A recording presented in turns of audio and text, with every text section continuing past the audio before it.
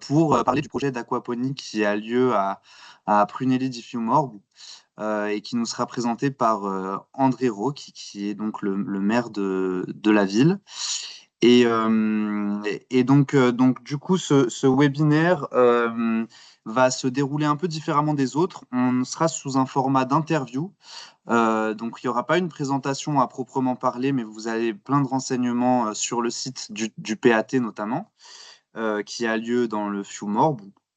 Donc, on vous invitera à aller voir le projet plus en détail sur Internet. Et après, il y aura la rediffusion de nos échanges qui sera publié du coup sur le site de la Chambre d'agriculture de Corse, voilà, qui sera publié dans la semaine. Et donc, juste pour le déroulement du webinaire, l'interview, donc l'échange entre André Rocchi et moi se déroulera sur 30-40 minutes. Et après, on laissera un temps d'échange aux différents participants où on vous activera vos micros si vous avez des questions et vous pourrez du coup les poser.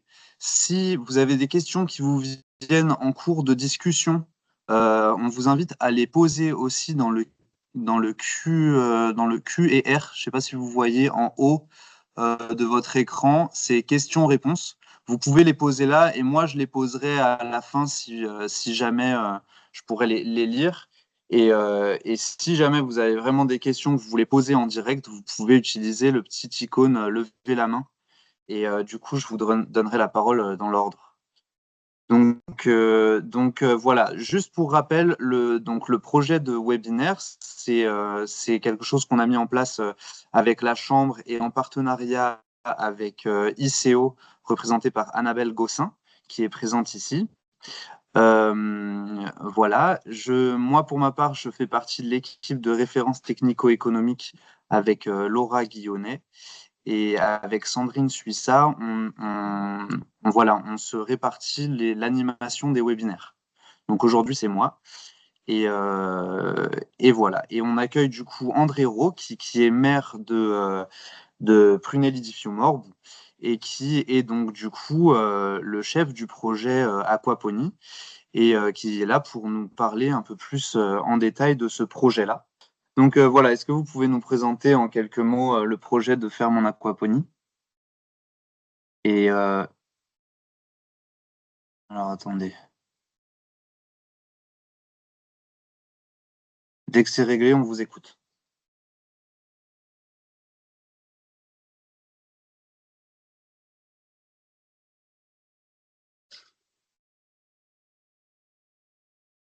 Là, normalement, ça doit être bon. Vous oui, m'entendez? Très bien. Ouais, on vous entend là. Donc, non, c'est bon. Votre micro est désactivé. Non, mais on vous entend. On je vous pense entend, hein. que ouais, c'est bon. Désactiver le Oui, micro oui, et on vous entend, on vous entend. L'idée, c'était dans un centre pour handicapés, que la commune s'investisse en matière de recherche et développement, c'est très important, de façon à être à côté de nos agriculteurs pour arriver à leur proposer une technologie qui puisse se faire face à la saisonnalité de production des produits, de production des productions maraîchères en particulier. Ça, c'était la première étape. Nous sommes maintenant dans une autre étape dont je vous parlerai tout à l'heure. Donc, nous avons construit deux structures, une de permaculture et une d'aquaponie. Et donc, ces structures, c'est de la recherche et développement pour proposer de nouvelles technologies qui non seulement font face aux problèmes de saisonnalité, mais aussi nous avons vécu des problèmes de canicule où il y avait des problèmes d'arrivée d'eau importante. Et donc, on a réussi à trouver une solution qui permet de tourner en circuit fermé au niveau de l'eau. Donc, des économies d'eau qui sont absolument importantes, à peu près de l'ordre de 90% à l'arrivée. Voilà, en quelque sorte, donc recherche et développement, inclusion du handicap, mettre à disposition des agriculteurs une structure qui leur permette d'envisager un autre avenir que celui qu'ils ont actuellement où ils ont de grandes difficultés, et indépendance par rapport à la ressource eau. D'accord, ok. Et dans ce projet, quels sont les acteurs qui sont impliqués, vos partenaires principaux, que ce soit financeurs ou autres? Financeurs, nous avons bénéficié d'une subvention de l'État, à peu près 20%, à peu près 40% de la région et le reste, c'est la commune. D'accord, ok. Et alors, donc, pour être un petit peu plus, pour aller un peu plus dans le détail de ce que représente un système en aquaponie, est-ce que vous pouvez nous décrire un peu en quoi ça consiste, un système à la fois en hydroponie et aussi en aquaponie, parce que du coup, vous présentez le projet comme deux systèmes, l'aquaponie, l'hydroponie d'un côté. Est-ce qu'il y a une différence? En quoi ça consiste techniquement? Quand vous êtes en hydroponie, vous utilisez l'eau qui est enrichie de minéraux. Donc, passer en aquaponie, il y a en plus le système des poissons qui est surajouté, poissons ou crustacés, qui vient se rajouter qui par leur déjection permet d'enrichir les milieux et donc on tourne en circuit fermé avec une autre option, c'est celle des animaux, des poissons qui permet d'avoir une autre structure à côté sur laquelle aussi nous sommes en train de faire des recherches pour savoir un peu quel est le poisson, le crustacé qui est le plus intéressant pour nous à mettre en place. Et tout ça, c'est dans le cadre de la recherche d'efficacité et recherche aussi au niveau écologique, qui voit un peu quelles sont les espèces que nous pouvons mettre. Donc en fait, le système du coup, donc passant donc au niveau de l'hydroponie, du coup, c'est l'eau va venir irriguer les plantations. Les plantations vont elles minéraliser l'eau Non, et qui sera du coup faut minéraliser et bien faire pousser les plantations. Les plantations ne minéralisent pas l'eau. Quand on passe en aquaponie avec les poissons, les plantations vont nettoyer les, les déjections des poissons et vont trouver des matières minérales. et ensuite l'eau est relancée dans le système du coup Voilà, piscicole. tout à fait. D'accord, ok.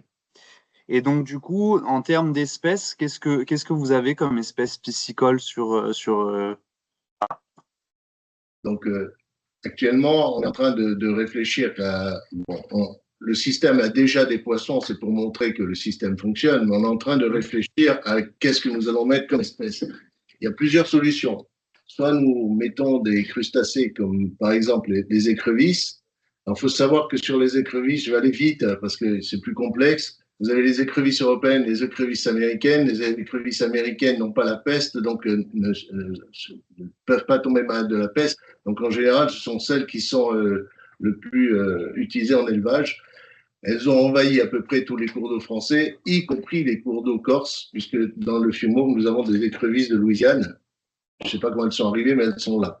Donc, en fait, le fait de dire que nous risquons d'introduire des espèces, c'est faux. Elles sont déjà là. Nous, on n'en a pas du tout dans nos bacs, mais on en a dans les rivières autour de chez nous.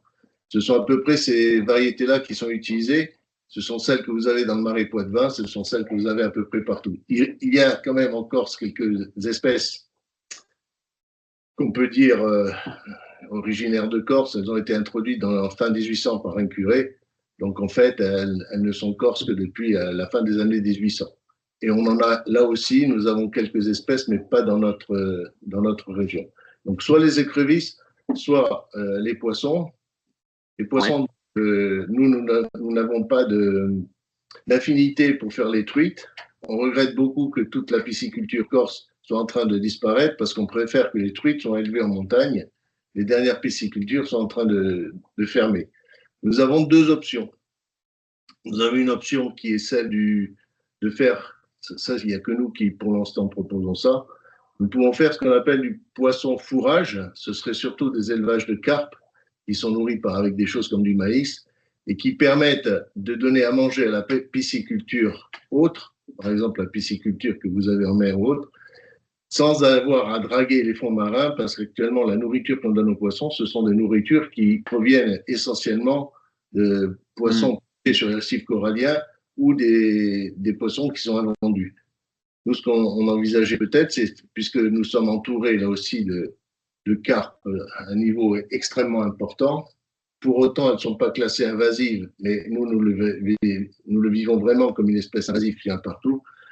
Donc, pensait pouvoir faire, c'est voir si on ne pouvait pas faire du poisson fourrage, c'est-à-dire faire élever des grosses carpes pour les utiliser ensuite par un mécanisme de dissécation, l'utiliser pour la nourriture dans les piscicultures.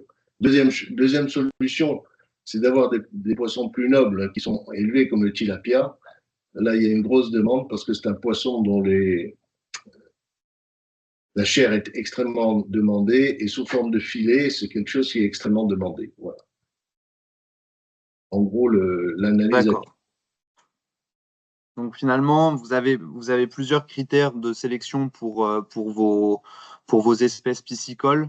Et c'est soit d'un point de vue gustatif, si vous souhaitez les commercialiser si vous souhaitez les commercialiser, soit des poissons fourragés. En gros, ça c'est pour limiter l'impact écologique qui serait lié en fait à l'alimentation des poissons.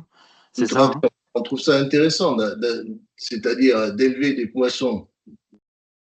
Du reste, on en a en quantité de ces poissons-là qui ont tout envahi, de façon à diminuer la pression sur la biodiversité et diminuer la pression qu'il y a sur la pression halieutique et surtout les poissons qui sont pêchés pour donner à manger aux piscicultures. D'accord, ok.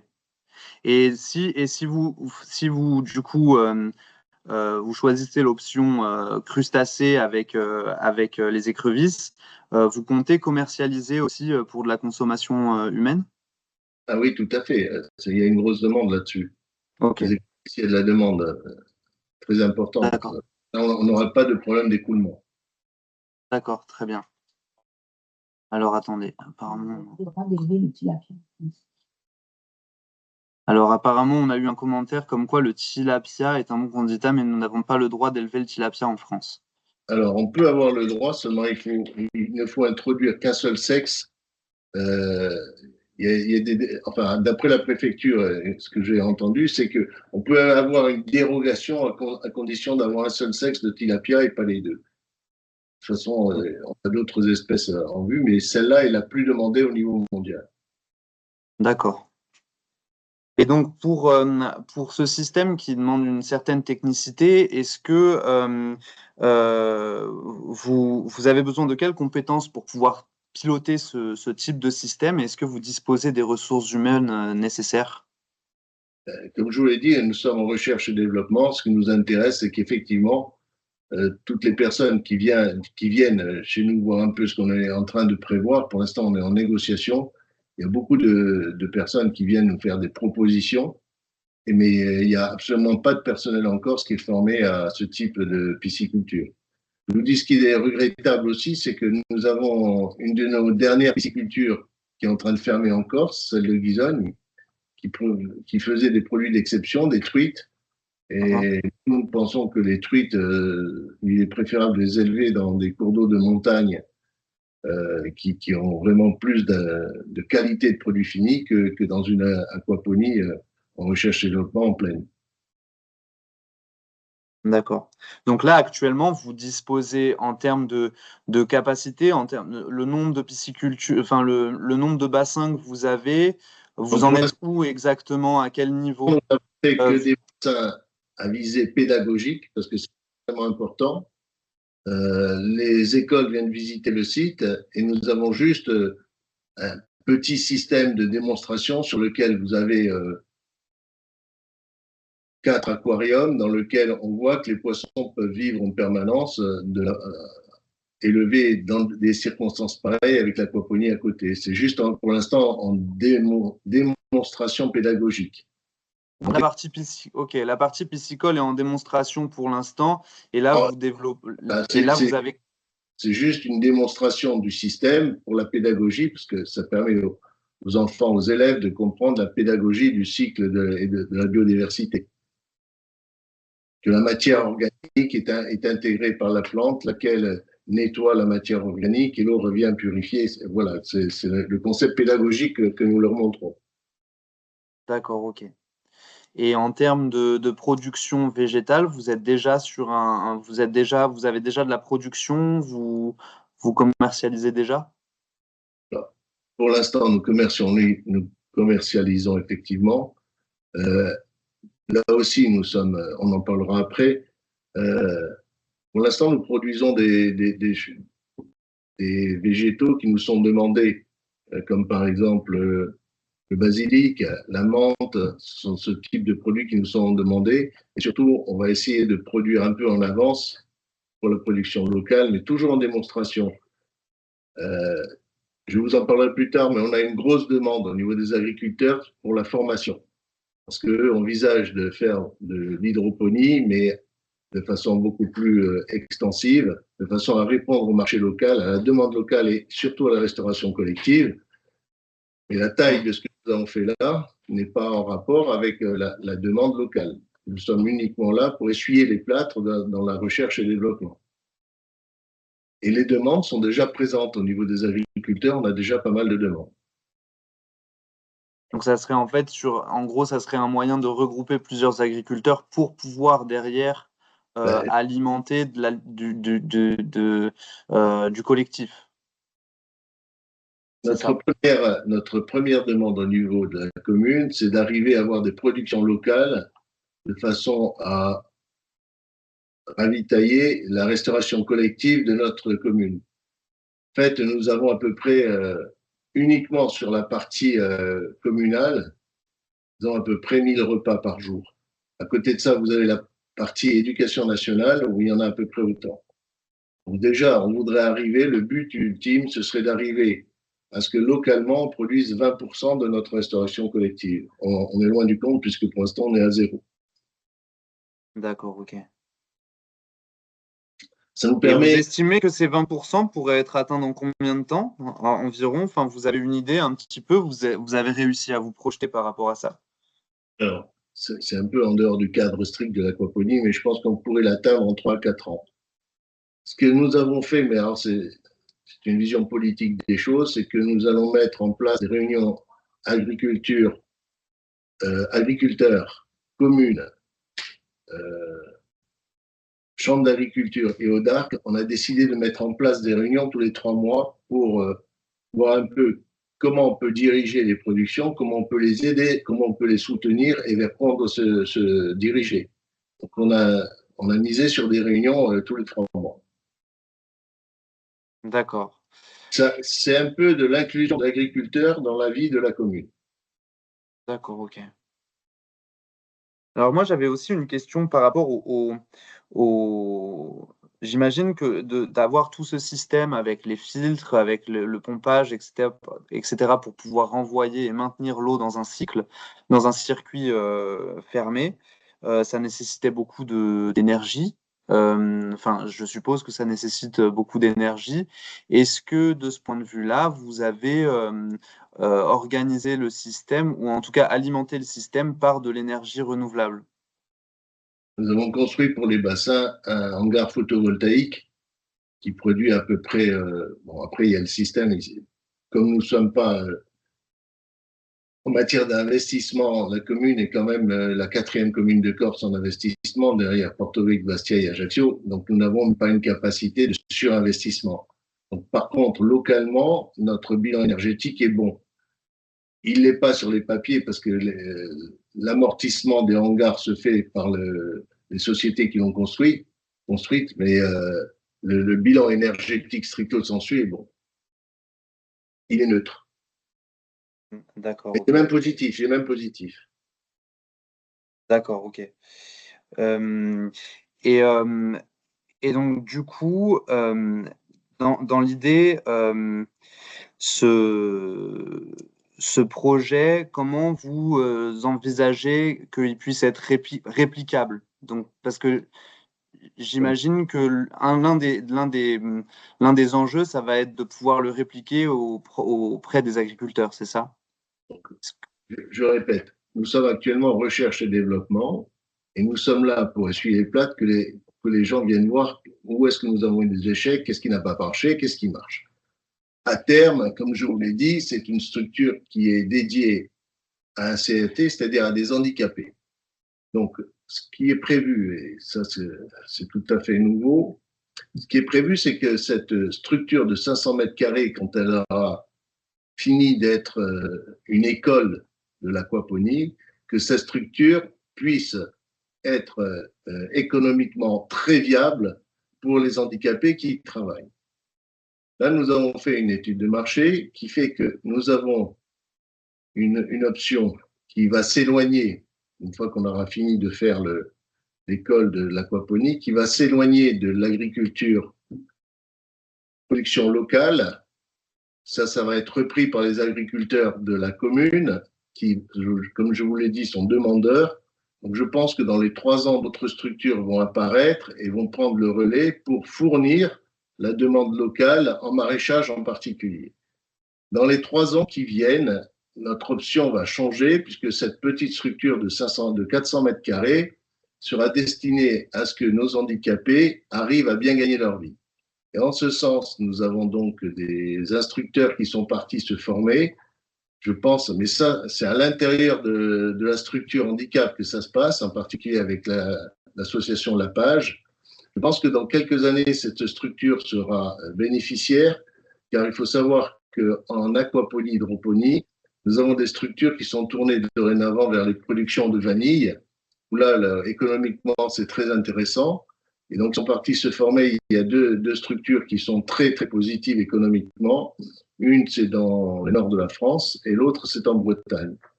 Donc, mais ça, c'est indépendant de la mairie. Hein, c'est la partie APAGE, c'est-à-dire la partie la gestion qui est faite au sein des handicapés et qui ont trouvé donc cette solution de façon à ce que les handicapés puissent avoir une structure qui soit très bénéficiaire. Donc, pendant 3 ans, c'est école, recherche, développement. À l'arrivée, quand nous n'aurons plus ce rôle à faire, puisqu'il y a une grosse demande de fonctionnement local, et la structure qui manage le site ESAT, le site pour handicapés, elle va se tourner vers quelque chose qui a une marge bénéficiaire beaucoup plus importante, de façon à ce qu'ils gagnent dignement leur vie. Actuellement, c'est déjà très positif pour eux parce que ils sont vraiment emballés, ils sont très heureux d'y travailler, donc c'est déjà un plus énorme pour nous. Ce sont des résidents qui, jusqu'à présent, pour arriver à les faire travailler dans les espaces verts, nettoient les routes et les rues, quel que soit le temps, alors que maintenant, ils travaillent à l'abri et surtout, ils sont très demandeurs, sont très heureux de travailler dans cette structure. Donc pour nous, médicalement, c'est un énorme plus. Parce qu'en matière d'inclusion, on a réussi quelque chose. Et c'est parce qu'on voit qu'ils sont heureux en travaillant comme cela qu'on va les accompagner pour en plus avoir une marge bénéficiaire qui leur permette de mieux vivre. D'accord. Et alors, dans la mise, à partir du moment où vous avez eu cette idée-là de créer cette ferme en aquaponie, euh, euh, quelles ont été les principales difficultés que vous avez rencontrées pour la conception du projet? Est-ce que depuis combien de temps ça a émergé? Combien de temps ça a mis pour en arriver là? Tout d'abord, il faut vous dire que nous avons au niveau de cette municipalité une vision totalement différente quant à l'approche de la biocénose, de la biodiversité. Et donc, nous n'étions pas du tout intéressés par ce type de structure. Le problème que nous avons eu, c'est que nous sommes retrouvés à l'arrêt total lors des épisodes de canicule et nous avons mesuré l'importance de notre dépendance par rapport au marché extérieur et en particulier par rapport aux pays étrangers.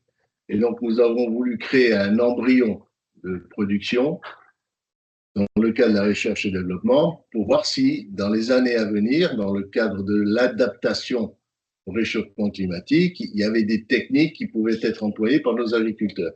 Ça a été le fil conducteur, parce que je vous dis, initialement, ce n'est pas du tout notre optique dans la gestion de notre territoire agricole.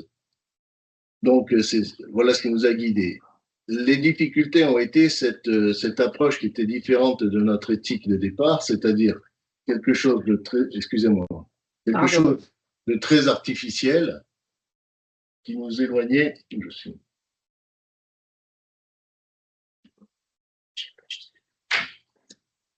Voilà, qui nous éloignait un peu de notre vision. Vous voyez, on a réanimé la permaculture qui est à côté.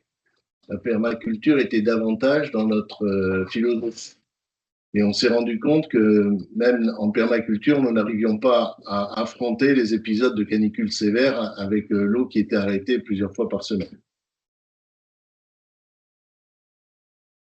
C'est-à-dire qu'à ce moment-là, en fait, vous étiez déjà dans un projet de permaculture au niveau de la commune.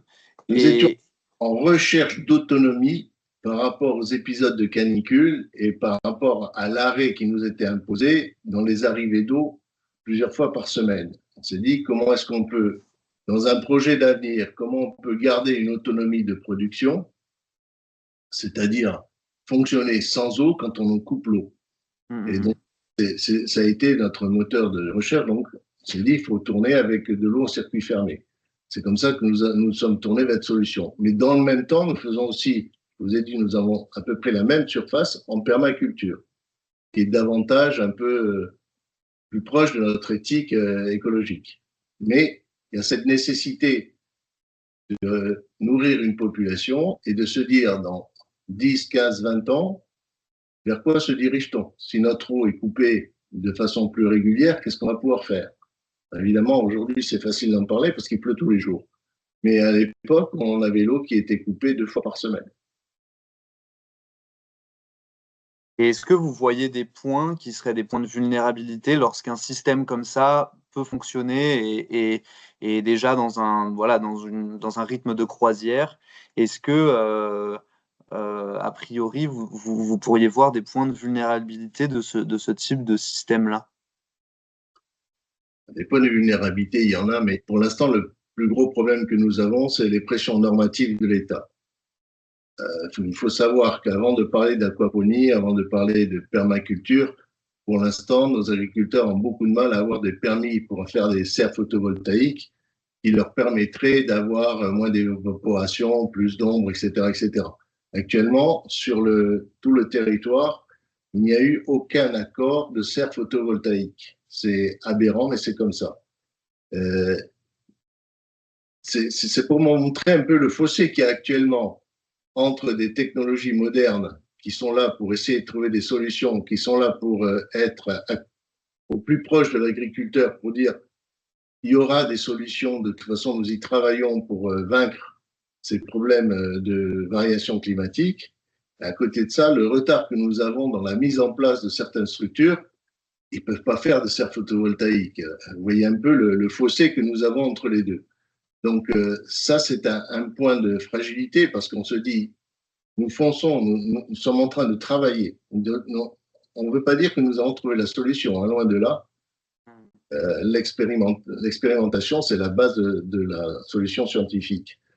Nous sommes là pour voir un peu ce qui marche et ne marche pas. Mais derrière, les agriculteurs ont beaucoup de mal à accrocher les wagons aux technologies parce que le B.A.-ba ne leur est pas accordé. Nous avons une pression normative, administrative, qui est pas du tout en phase avec l'évolution que l'agriculture peut avoir sur place. Et ça, c'est quand même une fragilité importante. Et en termes, parce que je pense en termes de reproductibilité de ce type de système, les investissements de base ça se chiffre à peu près à combien? Est-ce que vous avez un ordre d'idée? Justement, est-ce que c'est des choses qui peuvent être absorbées par un porteur de projet, par exemple? Oui, l'ensemble de nos deux structures, permaculture et aquaponie, deux serres de 400 mètres carrés, tout équipées, nous sommes à peu près à 400 000 euros. 400 000 euros d'investissement de base, ok. Dites-vous bien, c'est parce que c'est la première structure qui a été mise en place. Autre chose qui est important, si nous arrivons à faire des formations pour nos agriculteurs, lorsque j'ai regardé un peu les dossiers de refus pour les serres photovoltaïques, la première fois, la préfecture a répondu manque de compétences. Je pense que si on arrive à avoir des formations qui vont au-delà de la serre photovoltaïque, ce sont des choses qu'on ne pourra plus leur reprocher. Parmi le manque de compétences, il y avait des bacs plus 6, plus 7. Hein, donc, je ne sais pas qui est capable de dire ça. Les deuxièmes zones de refus que j'ai vues, c'était rentabilité non établie. comment voulez-vous établir des rentabilités pour des systèmes qui ne sont pas encore en place? Donc là aussi, c'était intéressant d'être une certaine locomotive. Je pense que si un jour on arrive à montrer que en production de vanille, comme c'est fait dans le nord de la France, on est capable d'avoir une rentabilité, bon, en cela, je me demande parfois en quoi ça concerne la préfecture de questionner sur la rentabilité d'une structure privée. Et la troisième, je ne sais plus ce que c'était. Mais vous voyez, c'est ça, on essaye d'avoir quelque chose de très technologique et très avancé de façon à élever le niveau de nos agriculteurs locaux et qu'ils puissent avoir du répondant quand ils sont interpellés par les administrations. D'accord. Très bien. Et juste, alors je vais poser une dernière question et après je laisserai la main à ceux qui voudront du coup, si vous avez des questions plus techniques, etc. Maintenant que j'ai un peu ouvert le champ, ça sera à vous de prendre la parole. Juste par rapport à votre situation actuelle, pour l'instant, aujourd'hui, combien de personnes travaillent sur ce projet-là? Nous avons un éducateur et demi sur site pour faire travailler à peu près 6 handicapés.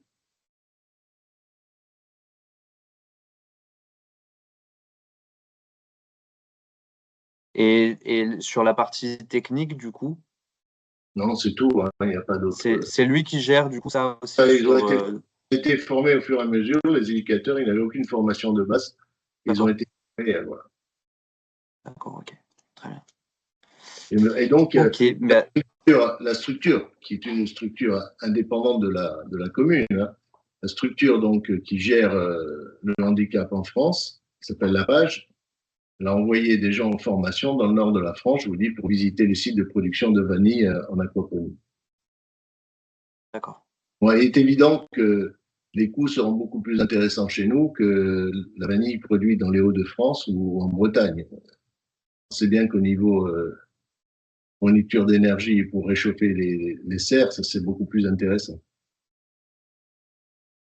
ok. Très bien. Eh ben, merci beaucoup pour cet échange et j'invite tous les participants qui auraient des questions à donc prendre la parole. Soit vous pouvez mettre une question dans le chat, soit vous levez juste la main et je vous active le micro de mon côté. Je vous débloque l'accès au micro. Euh, voilà, donc n'hésitez pas si vous avez des questions. Alors, vas-y du coup. Ouais, vas-y, tu peux. On t'entend, Sandrine. Juste pour rebondir sur la dernière information, donc c'est un système donc, de 400 mètres carrés et finalement ça demande beaucoup de main-d'œuvre. Et comment est-ce transposable pour un agriculteur qui s'installerait sur tel type de projet? Parce qu'un agriculteur, c'est compliqué d'avoir autant de main-d'œuvre. Est-ce que Mais c'est il n'y a pas énormément parce de que c'est innovant que ça demande de la main-d'œuvre, mais finalement non.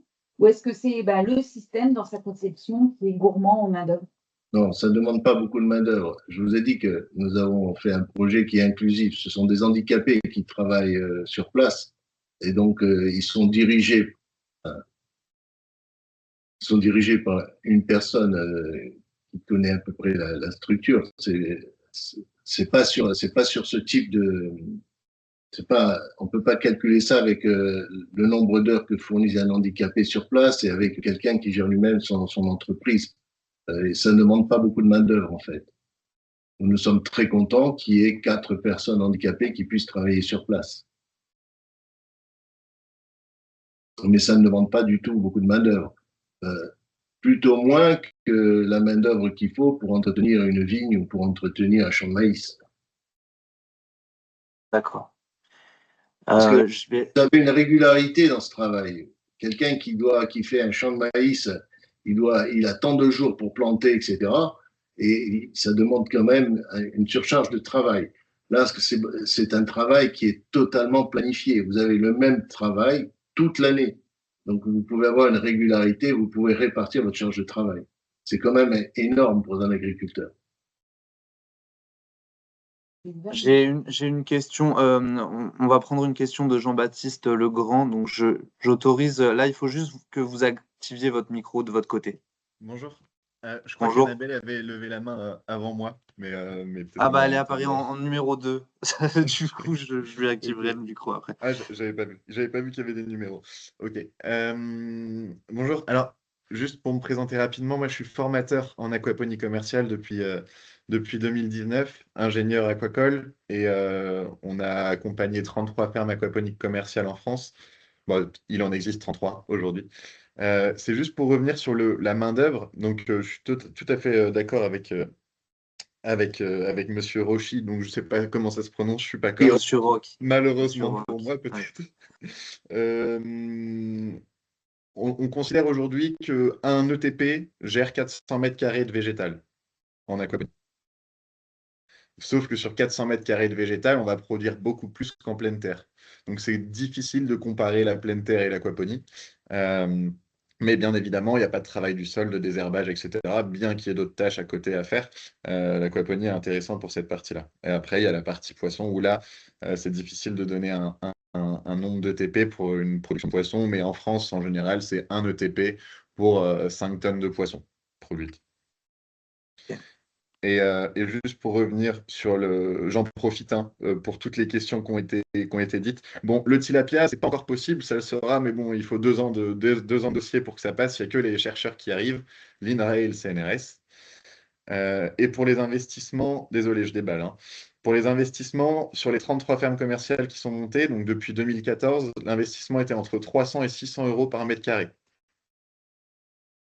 D'accord. Et enfin, pour la vanille, c'est un marché hyper intéressant en aquaponie, mais pour l'instant, il n'y a pas de ferme aquaponique qui a développé la vanille, si ce n'est Ozon en Occitanie qui fait de la R&D dessus. Mais il faut savoir qu'il faut entre 4 et 8 ans pour obtenir le premier pistil et donc la première gousse de vanille. Par contre, oui, comme dit par Monsieur Rocky, dans le Nord et en Bretagne, il y a des modèles qui fonctionnent en hydroponie qui sont très bien développés en vanille. Voilà. Ils nous ont dit que ce serait plutôt 4 ans, 3-4 ans, c'est ce qu'ils nous ont dit en Ouais, Bretagne et dans les Hauts-de-France. ok. Et ce qui est intéressant en rentabilité chez nous, c'est que nous n'aurons pas à chauffer autant que les Hauts-de-France. Ah bah c'est sûr. Ouais. Ouais. En tout cas, juste pour terminer, bravo pour ce modèle. C'est super intéressant et je pense qu'il y a des gros enjeux sur tout territoire insulaire et notamment la Corse. Donc bravo d'être pionnier chez vous là-dessus. Et si jamais vous avez des questions, n'hésitez pas à nous contacter. Moi, je travaille pour Aquaponia. Voilà, le seul centre de formation certifiante en aquaponie en France. Je vous Oui, laisse mais- C'est tranquille. basé où? non, non, Vous êtes À basé où? Laval en Mayenne. C'est un tout petit territoire entre Paris et Brest, là où les Parisiens Ouais. s'arrêtent faire pipi en général quand ils vont en Bretagne. on est très intéressé parce qu'on a très peu d'intervenants sur la partie poisson. On a très, très peu d'intervenants et on pense qu'il faut qu'on ouvre un chemin à ce niveau-là parce que nous sommes trop en retard dans beaucoup de technologies. Nous avons politiquement, nous voulons faire entrer la commune dans un champ d'expérimentation global, de façon non pas à reculer avec le repli stratégique qui nous est imposé par l'État par rapport à la montée des eaux et les inondations que nous avons. Nous voulons rentrer dans un champ d'expérimentation global de façon à ne pas fuir devant la mer, mais de faire avec la mer. Et en ce sens, c'est une des premières pierres que nous posons, d'accord, pour voir un peu dans certains domaines comment on peut réagir. Mais nous avons les mêmes dispositions sur la gestion de nos zones humides. Un petit exemple, puisque vous êtes dans la partie, nous sommes bloqués par les récifs d'Hermel et dans le même temps, l'État se désintéresse de ce que peut faire un crabe bleu sur un récif d'Hermel. Je ne sais pas si vous voyez un peu à quel point nous sommes englués dans le manque d'adaptation de notre État complètement fermé dans le normatif. Bien sûr. Bah, écoutez, je vous écris, je vous envoie un petit message et comme ça, on aura l'occasion d'en discuter dès que vous aurez un petit peu de temps. Avec plaisir, avec plaisir. Merci de m'avoir écouté. Merci beaucoup, Jean-Baptiste, pour l'intervention. Et du coup, je vais donner la parole à Annabelle.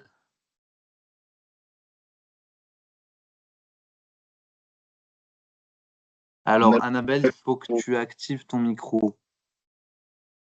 Tu n'y arrives pas. Sinon, avec Annabelle. ouais, c'est bizarre que ça marche pas avec toi, Annabelle. Est-ce que tu peux l'écrire dans le chat, éventuellement, ta question? Comme ça, je vais la dire pour toi. Est-ce qu'il y a d'autres questions en attendant? Ou alors, attendez, parce que j'ai pas la vue sur tout le monde. Non, c'est bon. Alors, on va attendre ta question, Annabelle.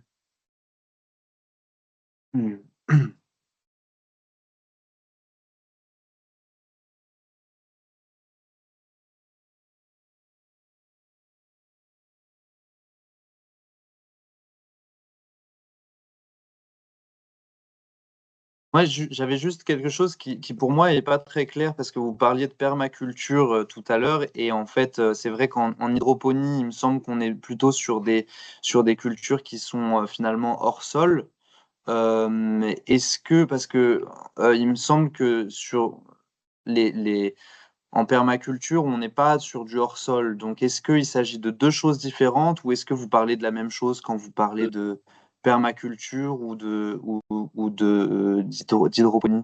Ce sont deux choses totalement différentes. Voilà, ok. L'intérêt de l'aquaponie, c'est que nous sommes en circuit d'eau fermé. L'intérêt de la permaculture, c'est que nous sommes en pleine terre. Voilà, Le problème de la permaculture, c'est qu'évidemment, elle consomme beaucoup plus d'eau que l'aquaponie, même si nous travaillons dessus en mettant plusieurs systèmes de façon à avoir le moins d'évaporation possible.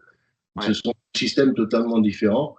Ce qui est intéressant pour nous, c'est que ce sont aussi des productions complètement différentes que nous faisons, avec des saisonnalités différentes. C'était, comme je vous le répète, nous sommes en recherche et développement. Ça nous permet en permanence d'avoir des comparatifs entre les deux modes de travaux. Pour un exemple très concret, du coup, qu'est-ce que va vous permettre l'un? Qu'est-ce que vous allez rechercher avec l'autre en termes de production? Les consommations d'eau, elles sont totalement différentes. Et en production, au niveau de l'aquaponie, nous pouvons faire à peu près tout ce que nous voulons tout au long de l'année, avec de la plus-value sur ce que nous choisissons comme espèce. Là, actuellement, on nous demande du basilic, on nous demande de la menthe, on nous demande des produits comme ça, alors qu'en permaculture, nous mettons plutôt des tomates, des aubergines, des courgettes, etc. Ça se prête beaucoup mieux à la permaculture. D'accord, ok. Bah, merci pour la précision parce que du coup, j'avais un doute le, sur ces deux systèmes-là. Euh, alors, du coup, est-ce que Annabelle, euh, Justement, pour savoir si vous avez été accompagné par un bureau d'études au début, ah, s'il y avait une cellule R&D avec des chercheurs qui ont investigué le sujet encore, avec un comité technique. Non, alors, on t'entend. effectivement, Attendez, vous avez effectivement, entendu? oui, j'ai entendu, oui. Ah, ok. Effectivement, nous ambitionnons d'avoir des chercheurs qui viennent à nos côtés parce que des pistes de recherche, nous en avons beaucoup.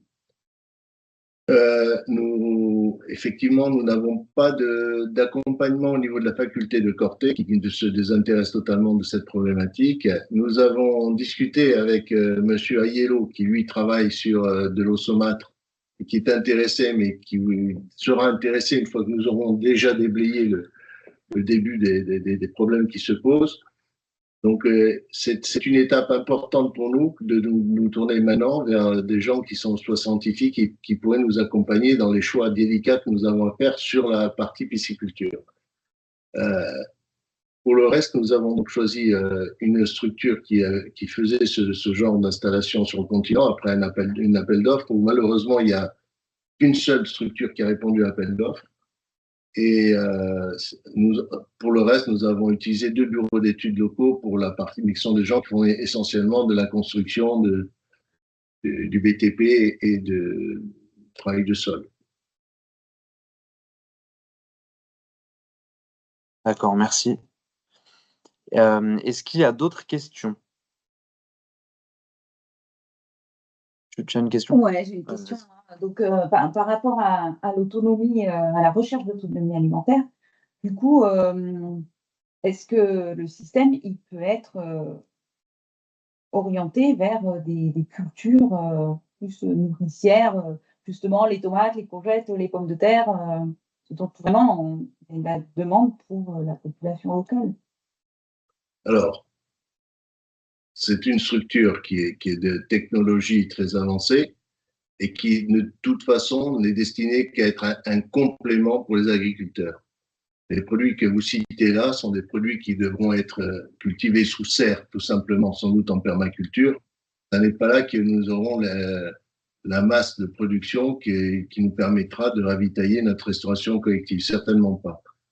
Les agriculteurs sont intéressés pour avoir quelque chose de supplémentaire, une petite activité à côté de leur activité habituelle qui peut être, c'est la régulation tout au long de l'année et d'avoir une activité qui est toujours la même, qui les intéresse, et des productions ils vont choisir eux des productions qui soient rentables le plus possible pour cette partie-là.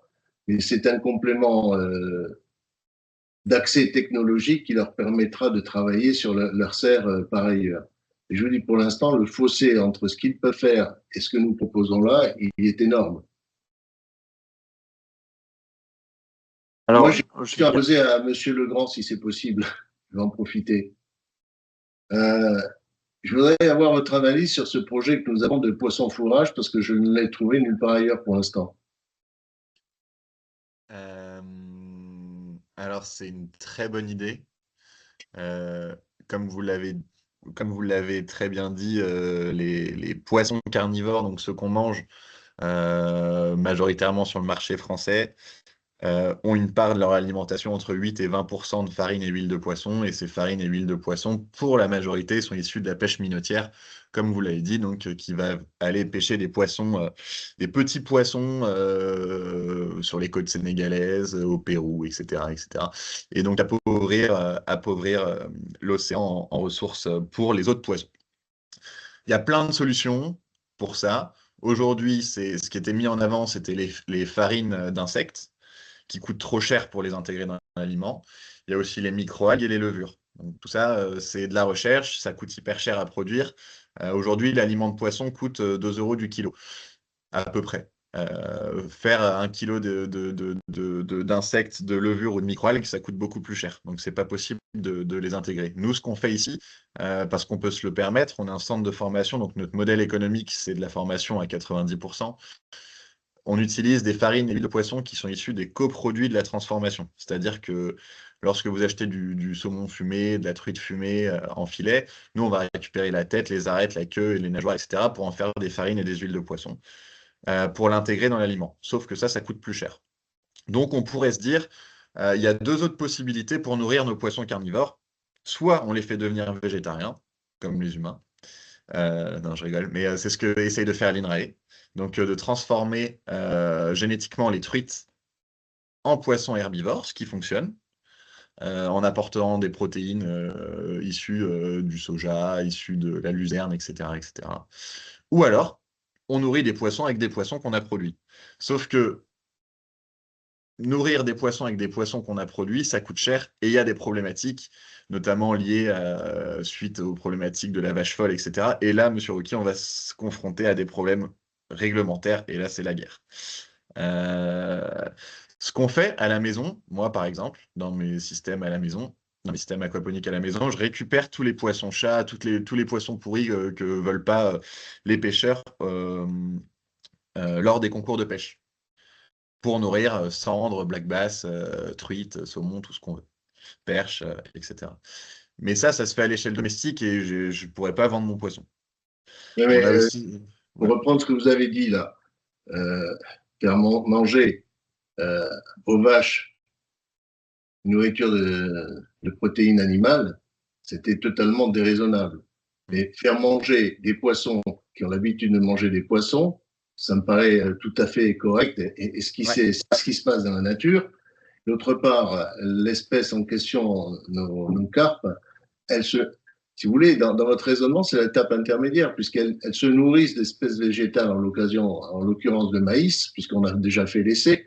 Elles adorent le maïs dès qu'il est un peu humide d'ailleurs, et elles grossissent en mangeant un végétal. Donc, en fait, poisson fourrage, qui est l'étape intermédiaire biologique, je pense qu'on arrive pour moi scientifique, je pense qu'on arrive à résoudre à peu près l'équation que vous avez posée. Plus que donner à manger à des espèces carnivores des végétaux qui risquent de changer le goût du poisson. Alors, il y a 2 choses. il faut prendre en compte que l'élevage de carpes se fait de façon extensive et l'élevage de poissons se fait de façon intensive. Donc, il faudrait énormément d'espace de production de carpes pour nourrir des poissons qui sont élevés à 30-40 kilos par mètre cube. Et donc, il faudrait énormément. En gros là, si on utilise toutes les carpes de la Corse et qu'on utilise une ferme productive commerciale d'aquaponie, dans 3 mois, il n'y a plus de carpes en Corse, pour simplifier. Parce que la carpe. Comment? On a une production locale de carpes. On a des personnes qui produisent leurs carpes déjà. Oui, mais en extensif. Voilà. Extensif, c'est 500 kilos de production par hectare, une carpe. Et nous avons sur nos cours d'eau un envahissement de carpes qui est très péjoratif pour les autres espèces actuelles, en particulier pour les mulets. Donc nous avons beaucoup de carpes. Si elles pouvaient diminuer en nombre, ce serait très intéressant. Oui, non, mais j'en doute pas, mais c'est sûrement une solution. Ça peut être une idée, mais ça ne va pas nourrir une filière de production de poissons intensive sur 10 ans. Vous voyez? Par contre, nourrir, en fait, le problème, c'est la rentabilité derrière. Il faut faire des l'élevage de carpes pour utiliser ces carpes pour nourrir des poissons. Effectivement, vous l'avez dit, il y en a trop dans vos rivières. Mais c'est comme si on utilisait aujourd'hui les sangliers qu'il y a dans nos forêts pour aller nourrir, je ne sais pas, nos cochons. Ça va marcher pendant 2-3 mois. Mais une fois qu'on n'a plus de sangliers, il va falloir en élever du sanglier. Vous voyez? Mais c'est pas du tout une mauvaise idée. C'est une bonne idée, mais c'est un instant T, ça va pouvoir fonctionner. Et l'histoire de la vache folle, c'est juste que de la carpe, que traditionnellement, un salmonidé ne va pas manger de la carpe. C'est juste pour ça qu'on n'aurait pas forcément le droit de le faire. Oui, mais est-ce que les poissons d'élevage en mer ne pourraient pas en bénéficier? Ce que nous avons ici, c'est-à-dire le loup, la dorade, le dorade et le Saint-Pierre. Bah, jusqu'à un certain temps, jusqu'à ce qu'il n'y ait plus de carpe, en fait. Mais il faudrait créer une filière industrielle où il faudrait des pêcheurs de carpe, des transformateurs de carpe en farine et huile de poisson. Ce qui serait le plus intéressant, c'est que vous ayez des pêcheurs en Corse qui deviennent pêcheurs de carpe et qui fassent des rillettes de carpe et qui créent potentiellement un marché autour de la carpe. On a un reproducteur de carpe, on a quelqu'un qui a des carpes non pêchées. Il produit des carpes, le monsieur. Ouais. Donc elles ne sont pas pêchées, elles sont fabriquées sur place. C'est de la reproduction de carpes localement. On pourra en discuter. En gros, nous, en France, ça peut aller jusqu'à 50 € le kilo carpe pour les pêcheurs d'étang. Donc, il y a un énorme marché sur la carpe. Je vous ai envoyé un message sur LinkedIn. On peut prendre un petit instant pour échanger dans la semaine, si vous voulez. Ou dans le mois. Je vais être obligé de vous interrompre pour reprendre parce qu'on va arriver sur la fin du webinaire. Mais merci pour tous ces échanges très riches. Il y avait juste une petite dernière question avant de conclure. Enfin, 2 dernières questions. Alors, la première, c'était juste pour savoir exactement quand est-ce qu'avait commencé ce projet, en quelle année avait commencé le lancement du projet. Monsieur Rocky. Le lancement du projet administratif, c'est il y a 2 ans et demi. Et le début des travaux sur place, c'était il y a 1 an. Ah, donc c'est très récent, ok.